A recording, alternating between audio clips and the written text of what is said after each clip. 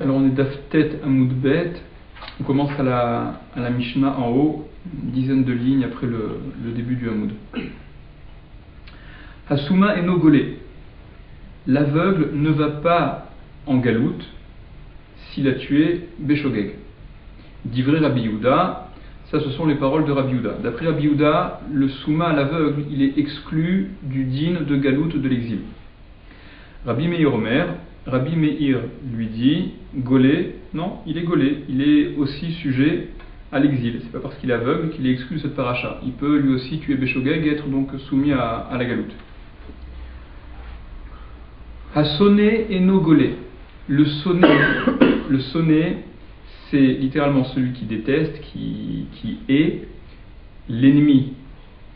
Donc, qui aurait, ou plutôt celui qui aurait tué involontairement Beshogeg, apparemment son ennemi. Il suffit pas d'être, il n'y a pas besoin qu'il y ait une grande rancœur et une grande haine pour qu'on soit considéré comme sonné, d'après les Mefarshim. La Gemara dit, en ne parlant pas à trois reprises à une personne, l'évitant de façon volontaire, on est déjà considéré comme étant sonné. C'est bien au-delà de l'idée qu'on en a, nous, de l'idée qu'on en a de toute façon par rapport à nos vies à nous. Alors celui qui tue son ennemi, donc qui est sonné, celui qui déteste la personne qui l'a tué, quand bien même il s'agirait apparemment d'un meurtre shogeg, involontaire, et nogolé, il ne va pas en galoute, il n'est pas sujet à la galoute. Ça c'est la première opinion, donc Tanakama. Rabbi Yossi Omer, Rabbi Yossi lui dit, Hassoné Neherag, le sonné, donc celui qui détestait la victime, il est carrément Neherag, il est carrément exécuté, Mipne Shehu Kemouad, parce qu'il est considéré comme étant Mouad. Rashi explique, Kemutra alav, comme s'il avait déjà été, comme s'il avait déjà eu la atra'a, l'avertissement, ve'over al atra'a, et qu'il transgresse, il est donc considéré comme transgressant la atra'a, l'avertissement, devada aileda tarago, parce que c'est sûr qu'il l'a tué volontairement. C'est sûr, puisqu'il l'est sonné, puisqu'il détestait la victime. C'est sûr que c'est pas un accident, en fait c'était prémédité, et donc il n'y a pas ce doute à avoir. Est-ce que c'était shogeg ou mézid? Est-ce que c'était involontaire ou volontaire? D'après Rabbi Yossi, il était considéré, c'est certain qu'il était volontaire. Alors il faut préciser quand même, il faut rajouter que même si d'après Rabbi Yossi, on verra que c'est Rabbi Yossi de Rabbi Yehuda, on en avait parlé plus tôt à la fin du premier Pérec, et d'après Rabbi Yossi et Rabbi Yehuda, on avait rapporté que la atra'a, elle n'est nécessaire, d'après lui, que pour faire la différence entre le shogeg et le mézid, entre celui qui est volontaire ou qui est involontaire. Donc l'avertissement, il ne pourra pas dire ah, j'ai pas fait exprès, puisqu'il a été averti.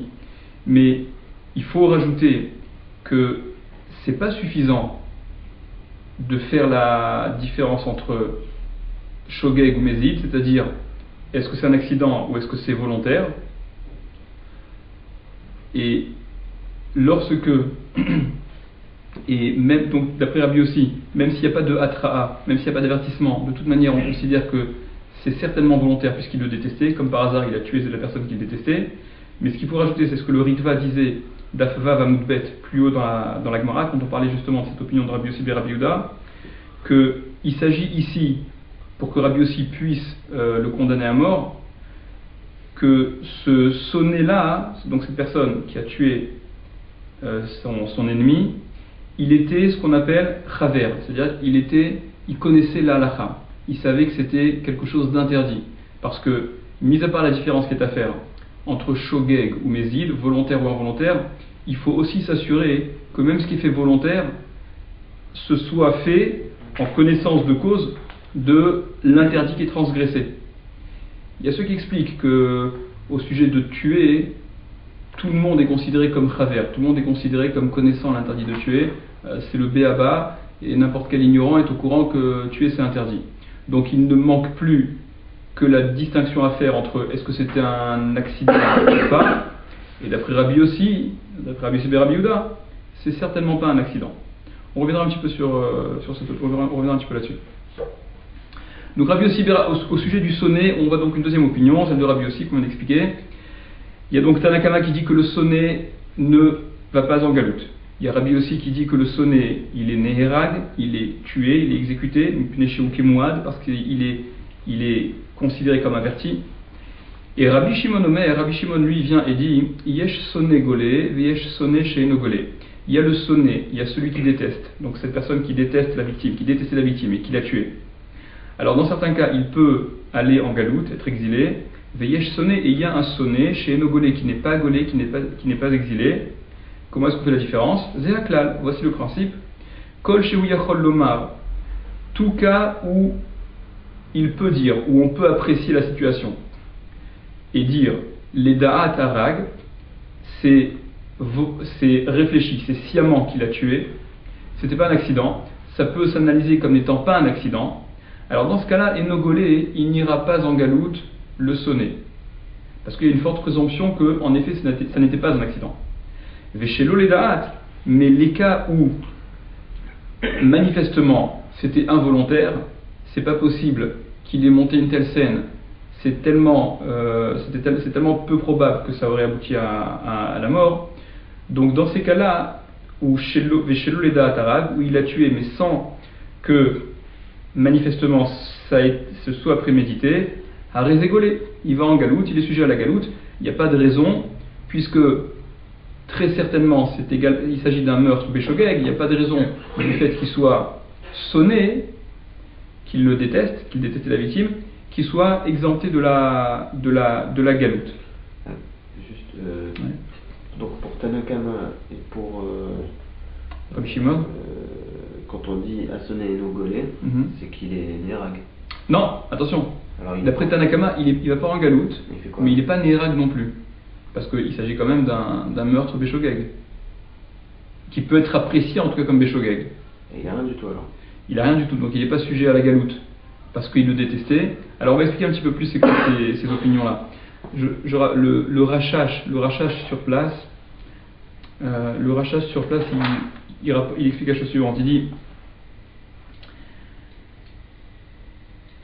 voilà, il rapporte donc d'après ce que Rashi explique.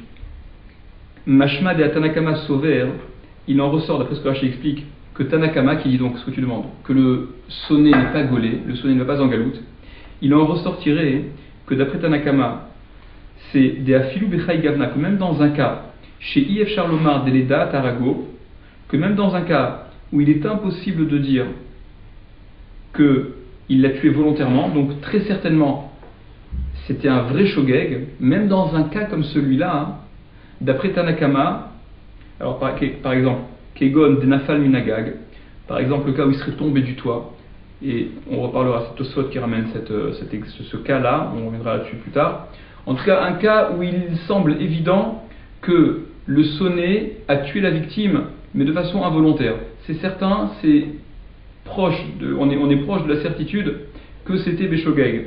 Eh bien, explique le Rachash, d'après Rashi, que apparemment c'est dans un cas comme celui-là, où d'après Tanakama, il n'y a pas galoute de toute manière.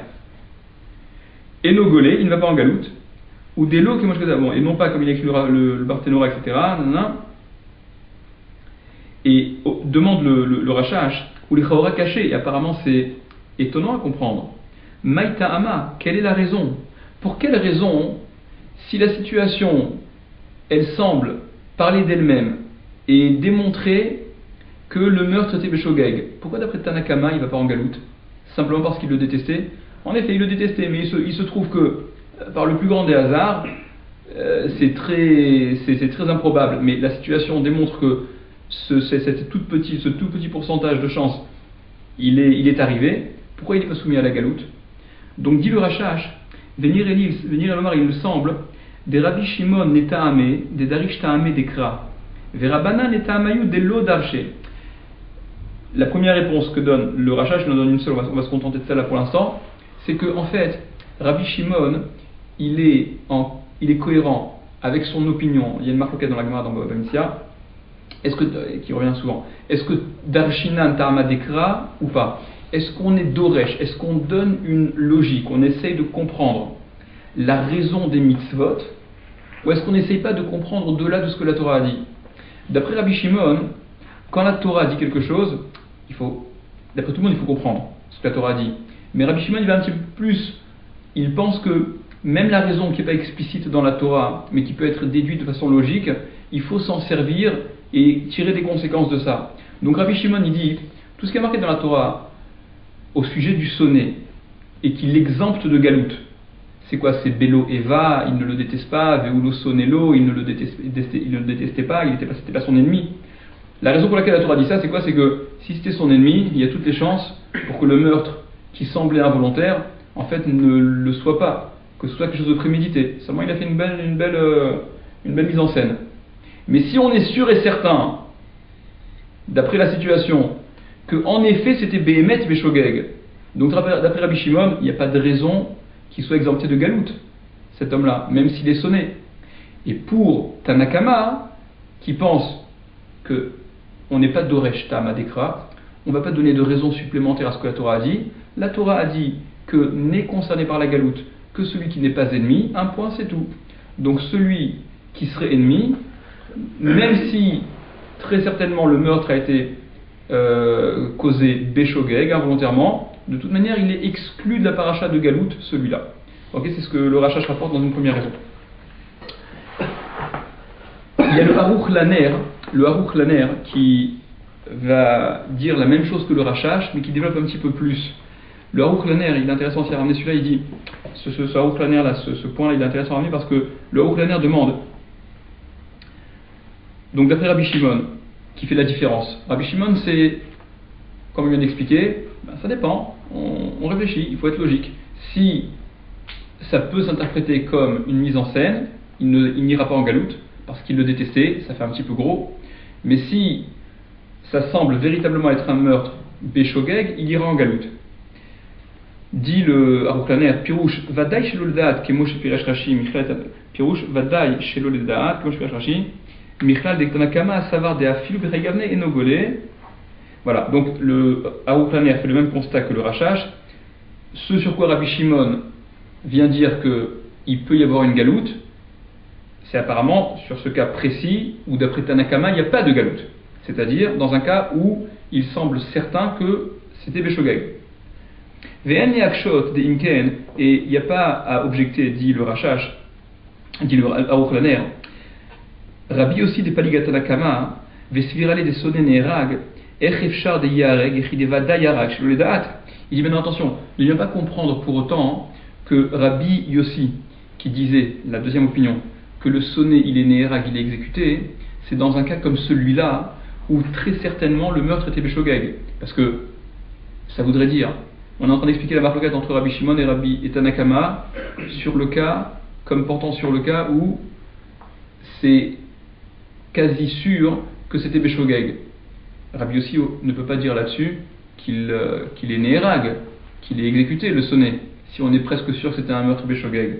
Donc dit le Aruch Laner, en effet, il ne s'agit pas de, c'est pas là-dessus que Rabbi Yossi, c'est pas sur ce cas que Rabbi Yossi parle, des Yeshlomar, parce qu'il y a lieu de dire, des Vadaï basés comme Rabbi Yossi modé, qu'il est certain que même Rabbi Yossi est d'accord dans un cas comme celui-là, chez Enon et Erag, qu'il ne sera pas exécuté, si on a toutes les raisons de penser que c'était Bémet Béchogeg. Vélo paligela ama de amar Tanakama, stam de sonner le golé, donc là, ce sur quoi Rabbi Yossi est en marloquette avec Tanakama, c'est dans le cas où Tanakama dit que stam, le sonnet n'est pas exécuté, quand ça peut s'interpréter comme prémédité, mais ça peut aussi s'interpréter comme Béchogeg, dans un cas où il y a des raisons de penser que c'était prémédité, alors là Rabbi Yossi, contrairement à Tanakama, dira il est né Erag, il est exécuté. C'est-à-dire que lorsque justement on peut interpréter comme étant prémédité, alors il sera exécuté d'après Rabbi Yossi. Rabbi Shimon Pali Gipra, Astama de Tanakama, Sheyesh Sone Shegole, Kego Nechi de Vada Yarak Shludaat. Achen Sarichyun. Maintenant, le Aruch Laner demande, mais Tanakama et Rabbi Shimon, Bamé plié, Tanakama et Rabbi Shimon, donc ceux dont a parlé le Rashash précédemment qu'on a rapporté. Bema plié, en soi ils sont en marloquette. La question du Aruch Laner est à comprendre, non pas sur quoi ils sont en marloquette, on sait très bien sur quoi ils sont en marloquette. Leur marloquette, elle est sur ce que lui-même va dire juste après, que d'après Tanakama, il ne va pas en galout, alors que d'après Rabbi Shimon, quand il y a des raisons de croire que c'était prémédité, il va oui en galout. La question du Aruch Laner, c'est quelle est la raison de leur marloquette? Ou Behemet, Maïtama de Tanakama, Desvirale chez Soné Nogolé. Et Behemet, quelle est la raison de Tanakama qui pense que le Soné ne va pas en galout? Et Ridevada Yarak chez Daat, quand c'est certain qu'il a tué involontairement. Pourquoi est-il dispensé de la galoute? Même question que le Rashash. Veyesh Lomar, il est lieu de dire, de Tanakama et Rabbi Shimon, les Shitata Mazle, que Rabbi Shimon, donc Tanakama et Rabbi Shimon, ils sont cohérents selon leur Shita, selon leur opinion, des Baba Metzia, voilà, où ils s'opposent dans Baba Metzia. Pligué Rabbi Yehuda et Rabbi Shimon, des Rabbi Yehuda Lodarishta Madekra, que justement là-bas il y a la marque entre Rabbi Shimon et Rabbi Yehuda, que Rabbi Yehuda lui n'est pas Doresh, la raison du pasouk du verset, ce qui n'est pas le cas de Rabbi Shimon Darishta Madekra. Et Rabbi Shimon lui dit oui Doresh. Donc c'est exactement la même réponse que le Rashash. D'après Rabbi Shimon, quand la paracha, quand la Torah elle exclut le sonnet de Galout, c'est parce que probablement c'était volontaire. Mais si toutes les raisons laissent croire le contraire de façon probante, alors il n'y a pas de raison que le sonnet soit exclu de Galout Stam. Ok, ça c'est ce qu'expliquent les Acharonim. Il y a d'autres façons de voir, mais on va s'en tenir à ça pour l'instant. La Gemara dit, la Gemara s'intéresse donc revient au tout début de la Mishnah, où Rabbi Yehuda et Rabbi Meir s'opposent quant au Souma, à l'aveugle. Pourquoi sont-ils en marloquette? Tanu Rabanan, on a enseigné dans une braïta. Belo Reot, il y a marqué dans la Torah, au sujet de celui qui aurait donc tué Béchogeg, que ça s'est passé Belo Reot, sans avoir vu. La braïta dit Prat les Souma, ça vient exclure le Souma, d'ivré Rabbi Yehuda, d'après Rabbi Yehuda. D'après Rabbi Yehuda, quand la Torah précise sans avoir vu, c'est que dans ce cas-là, il n'avait pas vu. Sous-entendu, il aurait pu voir. Ailleurs, il voit. Or, le souma à l'aveugle, il est exclu de cela, puisque l'aveugle ne voit jamais. Donc, quand la Torah dit Beloréot, ça vient exclure le souma, ça vient exclure l'aveugle de la paracha de Galout. Rabbi Meir lui dit Beloréot, les rabot et asuma. Rabbi Meir il dit au contraire. Cette expression de la Torah, Beloréot, sans avoir vu, ça vient justement inclure l'aveugle. Maïta Amad Rabbi Yehuda, quelle est la raison? Alors revenons aux raisons de chacun d'entre eux. Maïta Amad Rabbi Yehuda, quelle est la raison de Rabbi Yehuda? Dirtiv, parce que c'est écrit Vacher Yavo Etreu Bayahar, un verset qu'on a déjà ramené plus tôt. Lorsque la Torah donne un cas où il y a un accident et qui est donc sujet à la galoute, et celui qui viendrait avec son prochain, qui irait avec son prochain Bayar dans la forêt, à Filousuma, même l'aveugle, il est inclus dans cette introduction de la Torah. Même l'aveugle, il peut aussi aller en forêt avec son prochain. Ata Beloréot, est venu le pasouk Beloréot, sans avoir vu, mi-ate, et il a exclu le souma, il a exclu l'aveugle. Comme on a dit, la Torah précise que dans ce cas-là, il n'aurait pas vu, sous-entendu, il aurait pu voir dans un autre contexte. Donc c'est pas de l'aveugle dont on parle, l'aveugle n'est pas concerné par cette paracha. Rabbi Meir, lui, dit Beloréot les maët. C'est vrai que Beloréot, ça vient, les maët, ça vient exclure quelque chose. Bivli da'at, les maët. Bivli da'at, ça vient aussi, les maët, ça vient aussi exclure. L'expression qu'emploie la Torah, qu'on a rapporté, Tafzaïn Amoudbet, Bivli da'at, sans la conscience, sans la connaissance. C'est dans un cas comme celui-là où la galoute peut être appliquée. Ça aussi, c'est une expression qui vient les maët, qui vient exclure. Ave miut achar miut, ve en miut achar miut, et là les rabot. Donc c'est un miut après un miut, c'est une exclusion après une exclusion. Ve en miut achar miut, et là les rabot. Et dans un cas comme celui-là, le principe est que ça vient inclure. Moins par moins, ça fait plus. Et ça vient inclure quoi? Ça vient inclure justement le souma, ça vient justement inclure l'aveugle. La Gemara demande, Rabbi Yehuda bivli da'at. Et d'après Rabbi Yehuda, l'expression bivli da'at, dont vient de se servir Rabbi Meir, qui serait donc un miout achar miout, une exclusion qui suivrait une autre exclusion qui viendrait donc inclure finalement l'aveugle. Rabbi Yehuda, pourquoi ne considère-t-il pas cette expression comme un second miout? D'après Rabbi Yehuda, bivli da'at, c'est prat la mitkaven ou deata. Ça vient exclure celui qui était mitkaven, qui avait l'intention, comme on avait rapporté Daf Zayin Amud Bet, on avait rapporté Daf Zayin Amud Bet que bivli da'at, ça venait exclure celui qui avait la kavana. Ça veut dire quoi la kavana? De tuer un animal, il a tué un homme, etc. En tout cas, il y avait la kavana. C'est celui-là qui est exclu de la galoute, d'après cette expression, pense Rabbi Yehuda. Et entre parenthèses, Tosfot relève que la braïta, on a vu donc Zayin Amud Bet, elle va selon l'opinion de Rabbi Yehuda. La Gemara passe à la deuxième partie donc de la Mishnah, où il s'agit du sonné de celui qui a tué celui qu'il détestait. Rabbi Yossi Omer a sonné Nerag. Rabbi Yossi dit celui qui est sonné, donc celui qui détestait la victime, il est exécuté, il est tué. La Gemara s'étonne, Veha lo a trouvé, mais voilà qu'ils ne l'ont pas averti, il n'y a pas eu d'atra, puisque apparemment c'est un meurtre shogeg. Matniti, notre Mishnah, Rabbi Yossi bar Yehudahi. C'est Rabbi Yossi bar Yehuda. Ce Rabbi Yossi là, c'est Rabbi Yossi bar Yehuda, d'Etania, comme on a enseigné donc dans la Braïta qu'on a déjà vu plus tôt, d'Afava Amud Bet. Rabbi Yossi bar Yehuda Omer, Rabbi Yossi bar Yehuda dit, Chaver, le Chaver, c'est-à-dire celui qui connaît la halacha, et notre Sarich Atra'a, n'a pas besoin de Atra'a pour subir sa peine, qui correspond à la transgression qu'il a donc effectuée. Pourquoi? Les fiches l'onitna atra'a et la le'afrin ben shogeg les mézides. Parce que la atra'a n'a été donnée, n'est nécessaire que pour faire la différence entre le shogeg et le mézid, celui qui a fait l'action volontairement ou pas. Et d'après Rabbi Yossi bar Yehuda, le sonné, très certainement qu'il a tué volontairement. Et donc comme on a dit tout à l'heure, il faut rajouter que finalement, il y a deux points qui sont nécessaires pour qu'on puisse se passer de la hatra d'après Rabbi Yossi bar Yehuda. C'est d'une part que l'action elle puisse être considérée comme volontaire, c'est pas un accident, et deuxièmement qu'il sache l'interdit qu'il y a dans cette action. Ce qui voudrait dire qu'à l'école, qu'un sonné, quelqu'un qui détestait la victime, mais qui est amaretz total, qui est ignorant au possible, cas d'école, et qui ignore que c'est interdit de tuer, qui n'est pas chaver, alors celui-là, d'après Rabbi Yossi, il serait pas nérag, il serait pas exécuté, parce qu'il manque la conscience de l'interdit. Ce que vient dire Rabbi Yossi bar Yehuda, c'est que le chaver, celui qui connaît la halacha, il n'a pas besoin de hatra.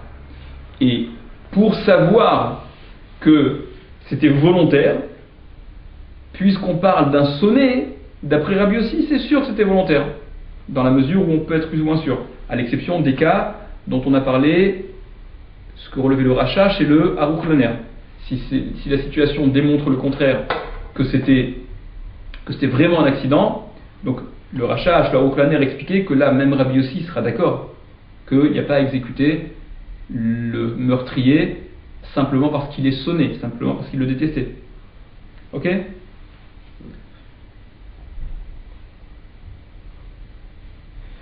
Poursuit la Gemara. Rabbi Shimon Omer, Yesh sonné golé. Rabbi Shimon donc lui disait, ça dépend. Il y a le sonné qui peut aller en galoute et il y a celui qui ne va pas en galoute.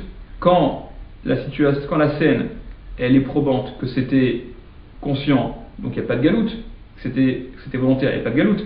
Mais si c'est probant que c'était involontaire, alors là il y a oui galoute même pour celui qui est sonné.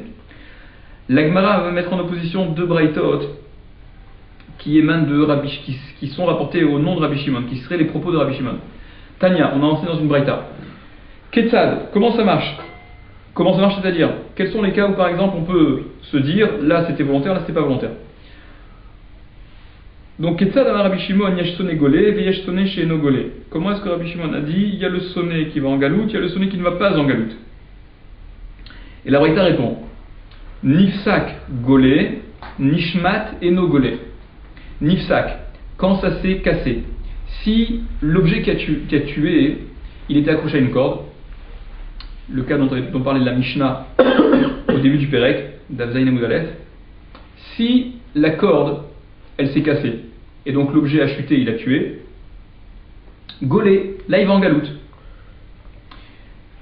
Parce que même s'il était sonné, même s'il le détestait, il n'a pas pu préméditer à ce point que la corde, elle allait rompre à la fraction de seconde où la victime passait sous l'objet. Nishmat, mais si par contre ça lui a échappé des mains, si l'objet a échappé des mains, et no golé, là il ne va pas en galoute parce que, comme par hasard, c'est celui qu'il détestait qui s'est pris l'objet qui lui a échappé des mains, là c'est un peu gros, donc il y a des raisons de croire que c'était pas si shogeg que ça. Ça c'est la première braïta. Donc Rabbi Shimon dans cette braïta fait la différence entre nifsak, quand ça se casse, si c'est la corde qui s'est cassée, il y a galoute, parce que probablement que c'est shogeg, il n'a pas pu à ce point prévoir et être aussi précis dans sa prévision des événements, donc même s'il est sonné, probablement c'est quand même un shogeg, c'est involontaire, mais si ça lui a échappé des mains, ça lui a pas échappé des mains, il l'a balancé de ses mains. Ve'atanya, la Gemara dit Ve'atanya, mais pourtant on a enseigné dans une autre braïta, Rabbi Shimon Omer, Rabbi Shimon dit Le olam eno golé, ad sheishamet machat salomi yado. Le olam eno golé, il ne sera golé. Donc Rabbi Shimon parle, il ne sera golé, il n'ira en galoute que si la truelle, la machat selet, lui a échappé de sa main. Exactement le contraire de ce qu'on vient de dire. On a dit que lorsque ça a échappé de la main, il n'y a pas de galoute. Et là, dans cette braïta, il fallait que ça se casse, que la corde, elle soit rompue. Et là, cette braïta rapporte qu'il n'y a de galoute que, justement, lorsque ça échappe de la main. La Gemara dit Kasha nifsak à nifsak, Kasha nishmat à nishmat. Donc, contradiction du cas de nifsak sur nifsak, de rompu sur rompu. Dans la première braïta, on dit que c'est là où il y a galoute. Dans la seconde, on dit il faut que ça échappe complètement de la main pour qu'il y ait galoute. Mais nifsak, non. Première contradiction. Et la symétrie, Kasha nishmat à nishmat. C'est aussi contradictoire le din de nishmat sur nishmat. A échappé sur a échappé. Dans la première braïta, encore une fois, si ça échappe, on dit qu'il n'y a pas de galoute. Certainement c'était volontaire. Et dans la seconde, on dit il n'y a de galoute que si ça échappe justement de la main. Répond la Gemara. Et là donc on va faire selon la version, pas comme c'est imprimé dans nos Gemarot, mais ce que le Bar rapporte, et c'est la version de Rashi et des Rishonim en général. Donc non pas nifsak à nifsak, mais nishmat à nishmat, lokashia. Le cas de nishmat, sur le cas de nishmat, où il y a une contradiction apparemment, dans la première braïta on dit quand ça échappe de la main, il n'y a pas de galoute. Dans le deuxième cas on dit ça n'est que lorsque ça échappe de la main qu'il y a la galoute. Lokashia, c'est pas une couche, c'est pas une contradiction. Habe ohev, habe sonné. Là, c'est dans le cas du ohev, de l'ami, et l'autre, c'est dans le cas du sonné. Dans le cas du ohev, de celui qui aimait la victime, de l'ami qui n'était pas ennemi, alors, si ça a échappé de la main, il y a toutes les raisons de croire, et en effet, que ça a véritablement échappé de la main de façon involontaire. Quand ça échappe de la main du sonné, alors là, on croit que ça n'a pas échappé involontairement. Nishmat à nishmat, lokashia, et la contradiction qu'il y avait donc sur le din de nishmat sur nishmat, dans la première braïta, il n'y a pas galoute, dans la deuxième, il y a oui galoute. Lokashia, c'est pas une contradiction non plus.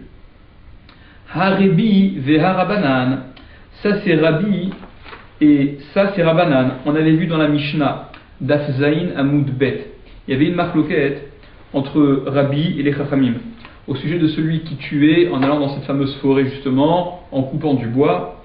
Et Chachamim disait que s'il y a le fer de la hache qui s'envole, qui quitte le manche et qui va tuer, il y a galoute. Rabbi disait, c'est pas dans ce cas-là. qui a galoute, c'est dans le cas où c'est un copeau de bois qui fuse de l'arbre qu'on est en train d'abattre. Donc, quand ça échappe complètement de la main, à quoi est-ce que ça ressemble? Ça ressemble à ce que Rabbi disait, où le projectile qui va tuer, il est pas du tout en contact avec la personne. La personne n'a plus dans la main l'objet de ce qui a tué. Voyons Rashi, c'est plus clair. Rashi dit Nifsak a Nifsak Lokashia, Harabi Rabanan. Donc, oui, j'ai pas corrigé la suite de la Gemara, excuse-moi. J'ai corrigé le début. Nifsak à Nifsak, il faut dire Nishmat à Nishmat, et la suite de la Gemara, Nishmat à Nishmat, il faut le changer. Nifsak à Nifsak, Lokashia, Harabi Rabanan, pardon. D'accord? On a inversé par rapport à ce qui est marqué dans la Gemara. C'est le Bach ramène ça et c'est ce que Rashi aussi dit. Et donc le cas de Nifsak sur Nifsak, là c'est Rabbi, là c'est Rabbanan. Alors, comme on a commencé à expliquer, c'est-à-dire, Rashi explique. Hadekatane Nifsak Golé, est-ce qu'on a enseigné que Nifsak, quand la corde elle est rompue, il va en galoute? À Filou Bessonné, c'est même dans un cas où il était sonné, où il détestait. Vechol Sheken Beoef, donc à plus forte raison, quand c'est un ami qui a la corde qui s'est rompue et qui a tué. Si déjà le sonné, lorsque sa corde s'est rompue, il va en galoute, parce qu'on considère que c'est Beshogeg, à plus forte raison le Ohev, à plus forte raison l'ami, c'est évident. Rabbanan, donc Rabbanan, ça c'est Rabbanan, Ve'aliba de Rabbi Shimon, ou c'est les Chachamim d'après Rabbi Shimon, c'est-à-dire c'est l'opinion des Rabbanan, comme on l'a rapporté par rapport à la Mishnah, par rapport à la Mishnah d'Avzaïna Moudbet, que d'après les Chachamim, c'est justement dans le cas où le fer quitte le manche qu'il y a galoute. Donc quand la corde elle se casse, ça ressemble à ce cas-là, parce que il garde dans la main une partie de cette corde, et donc ça ressemblerait au manche qu'il garderait dans la main. D'après les Chachamim, ça correspond à un cas de galoute, et puisque c'est un cas où probablement c'était Beshogeg, même le sonné va en galoute dans un cas comme celui-là. Donc les Chachamim disent, d'après leur chita à eux, d'après leur façon de voir, que ce dont parle la Torah au sujet du type qui va couper du bois, c'est dans un cas comme celui-là où c'est le fer qui quitte le manche qui a galoute, et disent, eh bien voilà, Rabbi Shimon qui dit il y a des cas où le sonné peut aller en galoute, c'est dans un cas où, par exemple, la corde, elle s'est rompue. Donc c'est Rabbanan, Valiba de Rabbi Shimon hu, de Amar Nishmat Abarzel Mikato Veharag Golé, qui dirait donc, c'est les Chachamim, ils sont cohérents avec ce qu'ils disaient dans la Mishnah d'Avzaïna Moudbet, que lorsque Nishmat Abarzel Mikato, il s'est envolé le fer de son manche, Veharag, et qu'il a tué, Golé, il va en galoute, le type.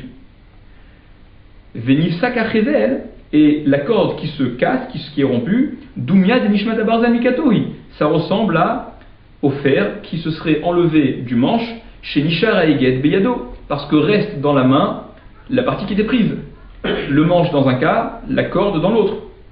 Veha de Katani Nifsak Enogolé, et ce qu'on a enseigné dans la Braïta, dans la seconde Braïta, donc, que Nifsak ne va pas en galoute, puisque la deuxième Braïta disait, ça n'est que lorsque c'est Nishmat qui a la galoute, que lorsque ça s'envole, ça échappe complètement qu'il y a galoute. Et donc Nifsak, il n'y a pas galoute. Ça c'est qui? Rabbi, c'est Rabbi.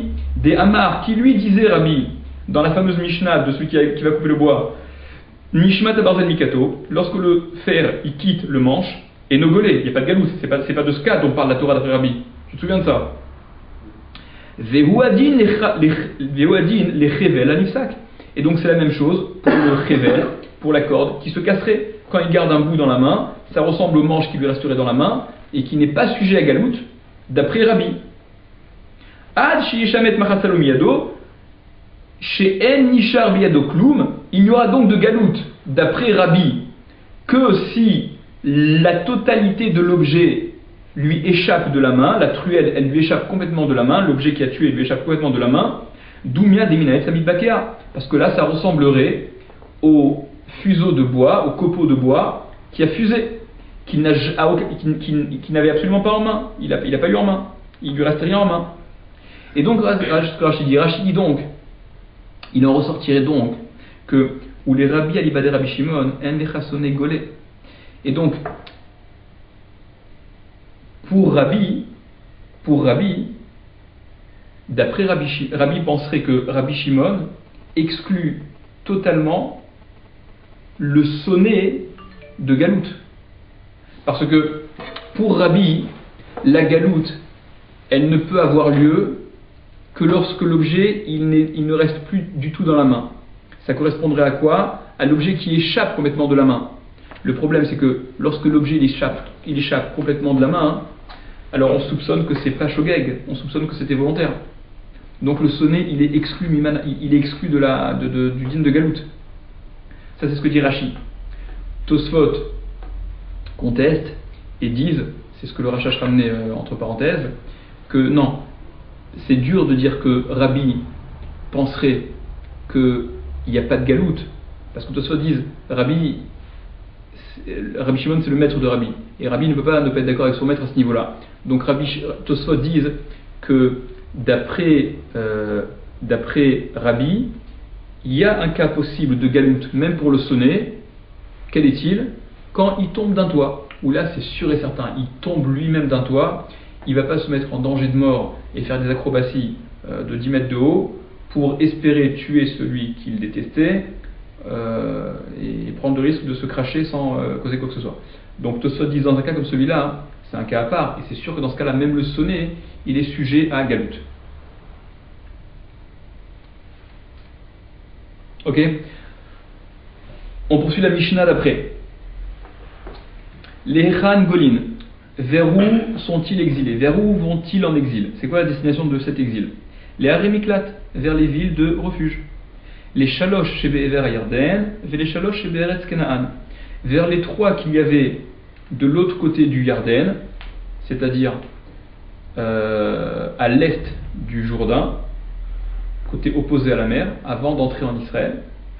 Vers les Shalosh chez Be'eretz Kenaan, et aux trois autres villes de refuge qu'il y avait en Eretz Kenaan, en Eretz Israël.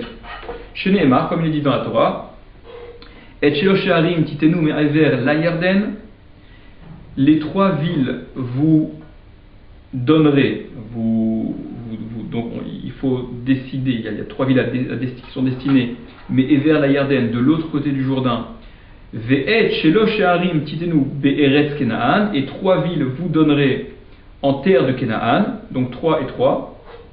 Poursuit la Gemara, Ad shelo nifreru shalosh be'eretz Israël, lo hayu shalosh be'ever Yarden koltot. Et jusqu'à ce que les trois d'Eretz Israël n'aient été choisis, alors même les trois qui étaient de l'autre côté du Jourdain, de l'autre côté d'Eretz Israël, elles n'étaient pas encore koltot, elles n'intégraient pas, elles n'étaient pas encore fonctionnelles, elles n'avaient pas encore cette capacité de pouvoir recueillir et protéger le Rotseach Shogeg, le meurtrier involontaire.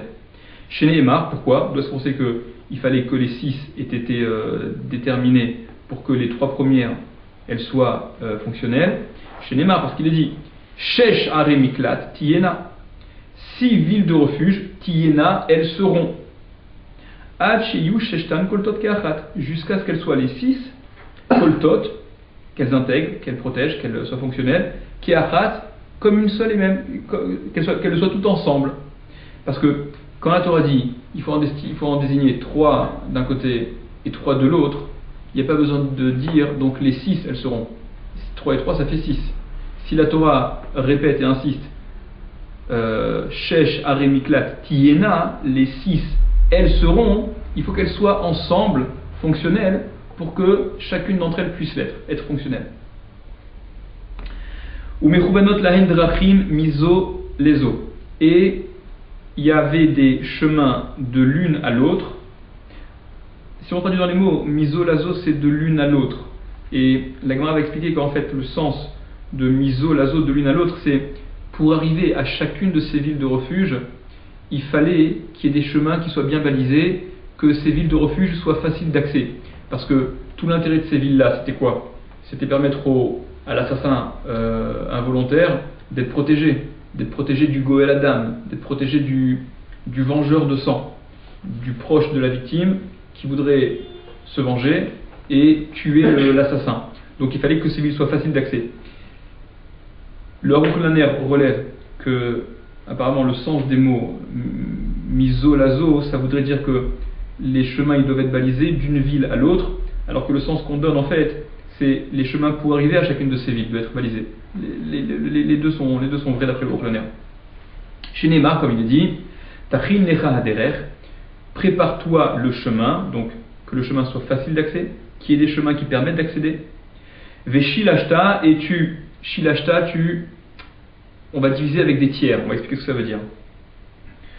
Ou mosrin lahen shne talmidei chachamim, et on leur attribuait, on leur transmettait à ces meurtriers-là 2 talmidei chachamim, 2 érudits qui l'accompagnaient. À quoi ça sert? Shema yargenu baderer, de peur qu'il ne le tue, le Goël Adam, donc le proche de la victime, ne vienne et le tue, baderer en chemin. D'après le Rambam, ça n'est que lorsque il est raccompagné, le meurtrier Beshogeg, après qu'il ait été jugé, qu'il y a ces 2 Talmidei Chachamim qui l'accompagnent et qui sont censés le protéger du Goël Adam, parce que avant qu'il ait été jugé et qu'on l'ait condamné à la galoute, on n'est pas sûr et certain qu'il est Shogeg. Donc d'après le Rambam, c'est à ce moment-là, c'est de ce moment-là que parle la Mishnah.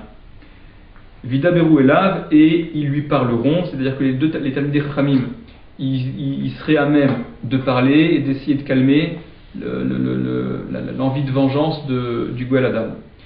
Et les Mefarshim disent, pourquoi on prend des Talmidei Chachamim? C'est pas forcément les plus forts et ceux qui vont pouvoir le plus s'interposer entre le Goël Adam et l'assassin. C'est que si on mettait des hommes forts pour le protéger, alors on risquerait une surenchère d'hommes encore plus forts de l'autre côté, et ceux qui seraient les seuls qui peuvent être plus entendus par le Goël Adam, c'est plus des Talmidei Chachamim que des hommes de guerre. Et donc ils sont là pour lui parler, pour essayer de le calmer. Rabbi Meir lui dit, Af medaber alida atzmo. Non, c'est lui, le Rotsear, l'assassin involontaire, qui parlera de lui-même, qui aura aussi à essayer de se justifier, d'expliquer. Chez Nehemar, comme il est dit dans la Torah, Veze devar Rotsear, au sujet de celui qui a tué Beshogeg, la Torah dit Veze devar Rotsear.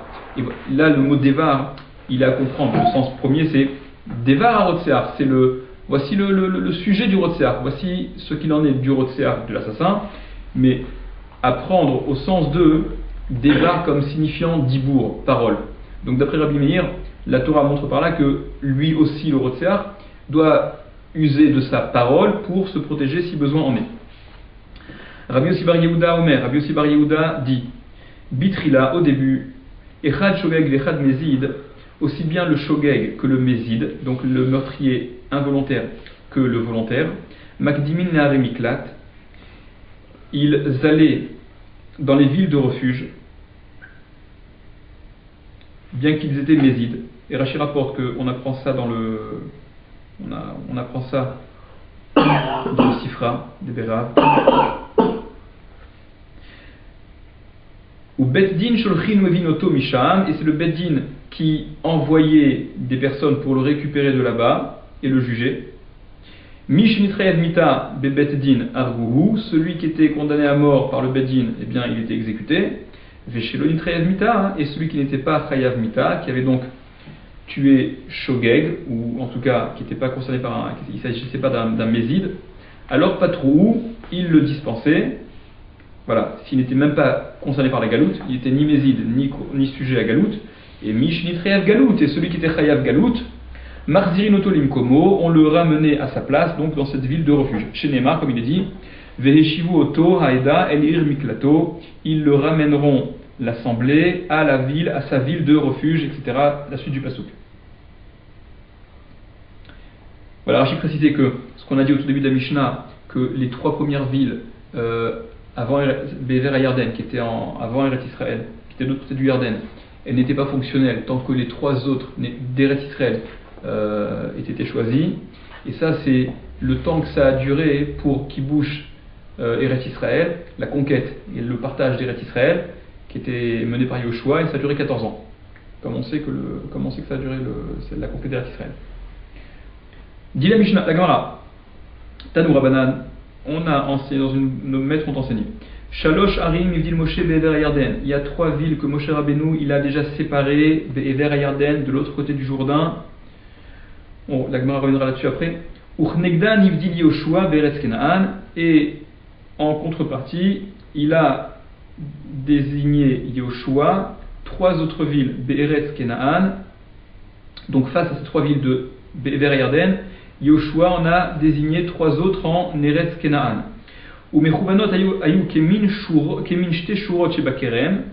Et elles étaient disposées comme des lignes qu'il y a dans une ville, c'est-à-dire qu'elles étaient l'une face à l'autre, c'est-à-dire Chevron Bihuda Keneged Betzer Bamidbar, la première des 3 villes de refuge, la plus au sud en Eretz Israël, donc qui était Chevron Bihuda, qui se trouvait dans le territoire de Yehuda, Keneged Betzer Bamidbar. Elle était face à Betzer dans le Midbar. Donc Betzer, c'est une ville qui est dans le Midbar, de l'autre côté du Jourdain en tout cas, qui était face à Chevron.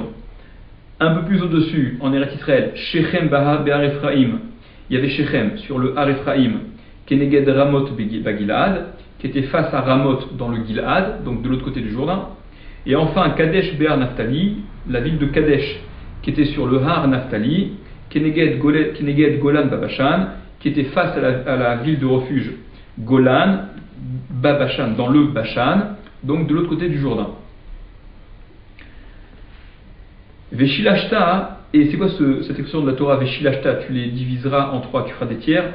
Shelihu Meshulashin, qu'elle soit divisée par tiers, ça signifie quoi? Sheyehe midarom le Chevron, kemi Chevron lishrem, ou mi Chevron lishrem, kemi Shrem le Kadesh, ou mi Shechem le Kadesh, kemi Kadesh le Tzafon. C'est que le territoire d'Israël, ces 3 villes-là, elles devaient être placées géographiquement de sorte à ce que, depuis la frontière sud d'Israël jusqu'à Chevron, la ville la plus au sud, et de Chevron, donc la plus au sud, jusqu'à celle qui était juste au-dessus, c'était Shechem. Il y a la même distance. Et de Shechem jusqu'à Kadesh, il y a la même distance. Et de Kadesh jusqu'à la frontière nord, il y a encore la même distance. Donc c'est 3 villes qui séparaient finalement en 4 parties égales, en 4 bandes égales, la hauteur d'Eretz Israël, pour que, quel que soit l'endroit où on se trouve, on soit à équidistance d'une des villes de refuge. Bémet, c'est pas très vrai, on y reviendra après, parce que celui qui serait tout au nord ou tout au sud, il a beaucoup plus à faire que s'il était entre l'une des 2 villes. Entre l'une des 2 villes, d'accord? Il y a un dessin que le Marshal y fait à la fin. Le Marshal fait un petit dessin tout simple pour montrer la disposition des villes. Ok? Donc voilà, donc au sud, encore une fois, on a Chevron en Israël, face à Betzer après le Jourdain. Un peu plus haut, on a Shechem face à Ramoth, et un peu plus haut encore, nord, on a Kadesh face au Golan, et du sud à Chevron, de Chevron à Shechem, de Shechem à Kadesh, et de Kadesh au Safon au nord, il y avait les mêmes distances. On reviendra là-dessus après. Et d'après Rashi, apparemment, d'après Rashi, il semblerait que ce découpage-là ne concerne, enfin c'est d'après la Torah d'ailleurs, d'après le Pasuk, ne concerne que la partie qui est en Israël. Be'ever Yarden, de l'autre côté du Yarden, non, voilà, la Gemara s'étonne. Be'ever Yarden Tlat, Be'eretz Israël Tlat, de l'autre côté du Jourdain, il y avait donc 3 villes, et en Eretz Israël, il y en avait 3 également, c'est un peu bizarre, parce que de l'autre côté du Jourdain, il n'y avait que 2 tribus. Bnei Gad ou Bnei Reuven, il y avait la tribu de Gad et de Reuven. Pour 2 tribus, on prévoit 3 villes, et pour les 10 autres, on en prévoit 3 aussi. Ça semble, c'est disproportionné. Amar Abaye, il a dit Abaye, Begilad, parce que dans le Gilad, donc cette partie qui se trouvait Be'ever et Yarden, Shriche Rotzrim, il y avait beaucoup de Rotzrim, beaucoup de meurtriers. Dirtiv, on passe au Daf Yud. Dirtiv, comme c'est écrit dans le Nar, Gilad Kiryat Poale Aven, Akuba Midam. Gilad, donc cette ville de Gilad, Kiryat Poale, c'était un endroit, Poale Aven, où il faisait l'iniquité, Akuba Midam, Akuba de sang. Qu'est-ce que ça veut dire, demande Agmara? C'est quoi Akuba Midam? Akuba, c'est quoi ce terme-là? De sang. Amar Rabbi Lazar, il a dit Rabbi Lazar, Shehayu Okvin, ils étaient Okvin, c'est ça le terme, c'est-à-dire ils guettaient, ils préparaient des pièges, Laharog Nefashot, pour tuer des vies. Donc il y avait une concentration de meurtriers qui était importante. Ici tous les Mefarshim demandent, mais depuis quand on va prévoir des villes de refuge pour les assassins volontaires? Les villes de refuge, c'est pour les assassins qui sont pas volontaires. Il y a Tosot qui dit sur place, parce que puisqu'il y avait beaucoup d'assassins mésides volontaires et qu'ils n'étaient pas condamnés comme il fallait, on verra dans la suite de l'Agmara que Akadosh Baruch Hu faisait en sorte que le meurtrier volontaire qui n'avait pas été tué, il soit tué par un meurtrier involontaire sur lequel on n'avait pas pu témoigner et qui le tuerait de façon publique. On verra l'exemple d'une auberge, on en reparlera plus tard. En tout cas, les assassins volontaires qui n'auraient pas été exécutés par le Beddin, ils seront victimes d'accidents shogeg, et comme ils sont nombreux, ces assassins volontaires, alors ils sont nombreux à être victimes. Et donc il y a beaucoup d'assassins involontaires qui viendront réparer ce qui aurait dû l'être. Et par conséquent, il y aurait nécessité, là encore, de beaucoup de places, de villes, pour les assassins involontaires. Ça, c'est ce que dit Tosfot. Il y a le Ramban qui est ramené dans la marge, qui dit, écrit dans le Chumash, que bien que le Miklat, en effet, il ne concerne que les meurtriers involontaires, il tuait, donc il y avait beaucoup d'assassins qui tuaient volontairement, mais ils s'arrangeaient pour donner à leur meurtre des apparences de shogeg. Et par conséquent, ils allaient bénéficier de la protection des villes de refuge. Il y a encore d'autres raisons, d'autres explications qui sont données.